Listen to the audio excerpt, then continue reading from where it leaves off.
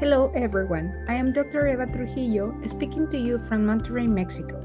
I am the CEO and co-founder of Comenzar de Nuevo and the current president of the International Association of Eating Disorder Professionals.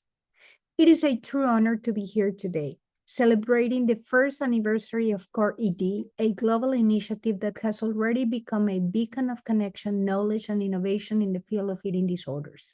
To Gemma and the entire CoRe-ED team, congratulations, and thank you for making this space possible. At Comenzar de Nuevo, we have dedicated ourselves to innovating in the care, prevention, education, research, and advocacy of eating disorders across Latin America.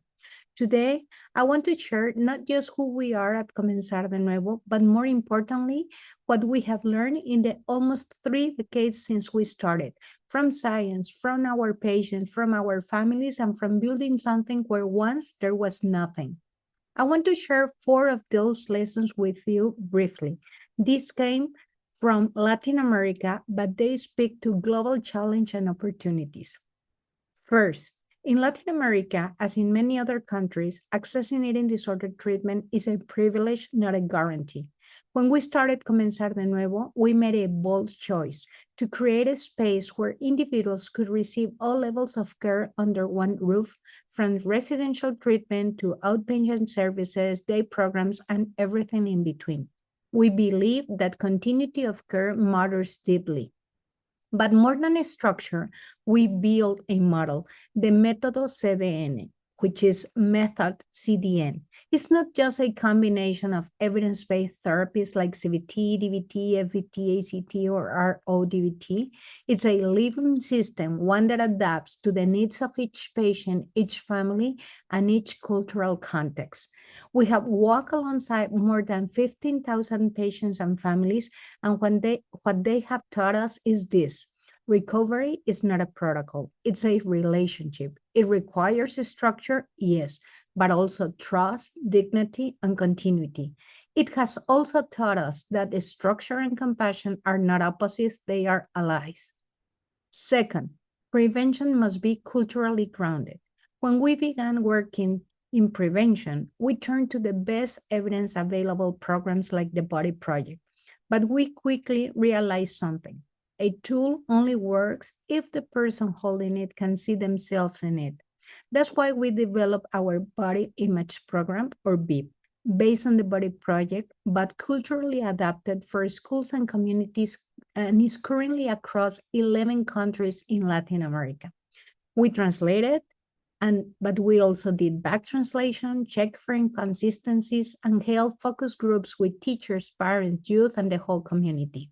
Because a prevention message that ignores cultural realities becomes just another voice that people tune out. Our lesson here is simple. If we want global prevention, we must start with local truth. One size fits all doesn't work. Localized adaptation is the key to scale. Third, science saves lives, but only if it reaches the people who need it. That's why we invest heavily in research and translation, not just linguistic translation, but conceptual and emotional translation too. We lead the Mexican arm of the Eating Disorders Genetics Initiative and are proud to now launch the EDG2, our most ambitious research collaboration today. We're also developing a culturally relevant screening tool, the Monterrey Eating Test, or MET, and conducting clinical and epidemiological studies to bring Latin America voices into the global conversation. But what moves me most is this: we translate everything we publish for families, for clinicians, for school, for the community, because what good is evidence if it stays behind paywalls or academic language? We believe that science must be shared to be ethical.